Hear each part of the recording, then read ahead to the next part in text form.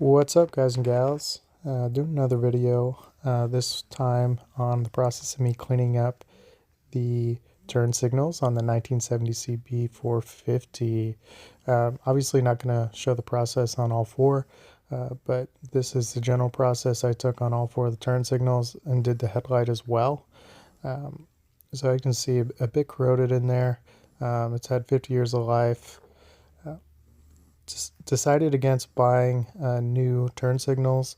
They're relatively inexpensive, and frankly this would have been one that most people would have done, but I decided I wanted to keep everything as original as possible on this build, including the lights, despite maybe some cosmetic flaws. But yeah, as you can tell, everything is old and crusty, but in generally good shape. So yeah, why replace when you can rebuild? Here, just disassembling everything, getting a good fresh look at everything. This was particularly grimy compared to the others. I didn't plan on picking the grimiest one. Obviously you don't know until you open it up, but for this video, but it cleaned up nicely here, knocking off some rust and some grime. Was also got kind of in the internals where the bulb meets the connector there. Cleaned all that up. Wanted it to be clean and dry. Obviously electricity and metal, you want that to be dry. I'm gonna actually hit this with the table mounted wire wheel, and man, have I used the crap out of this thing.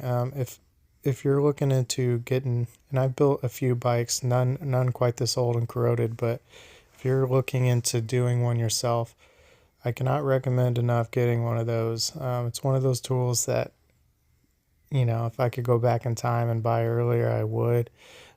They're not crazy expensive. They're not cheap, but they're not crazy expensive. And considering the value for money on them and the use and the amount of productivity you get out of them, I highly recommend it if you're on the fence about getting that. Most of the wires, you know, they're older, but they're in decent shape. Did end up replacing a few, just building them myself. But generally, you know, this wire was in okay mechanical shape, so I kept it as is, just threw a sleeve on one of the areas where the wire had split it, or excuse me, the casing had split a little bit. Actually, you'll see here putting this in backwards. If you're watching this, trying to learn how to do that, don't do that. Obviously fix that. Here we go with the wire wheel again. This is the ground screw, so wanted that extra clean and dry. Able to clean that up here. Now we're just reassembling,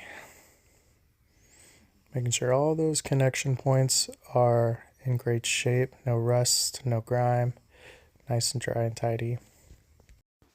So the only update I made was I will be converting these to LED. Just that's a mechanical decision. They're much more reliable, a lot less draw on the system, and generally a great investment in my opinion. Got that from Common Motor once again, fit flawlessly. Shout out Common Motor. Here just final assembly. I didn't video, but at the end you'll see kind of a shot of what it looks like after I gave it a good old polishing. It isn't perfect, but frankly I don't want it to be. I want it to show its age a bit. It is original, so but shined up pretty nice, all things considered. So here's a shot of kind of the final results. Gave the mounting brackets a fresh coat of paint, shined everything up, and did that conversion process with all of these. So yeah, thanks for watching.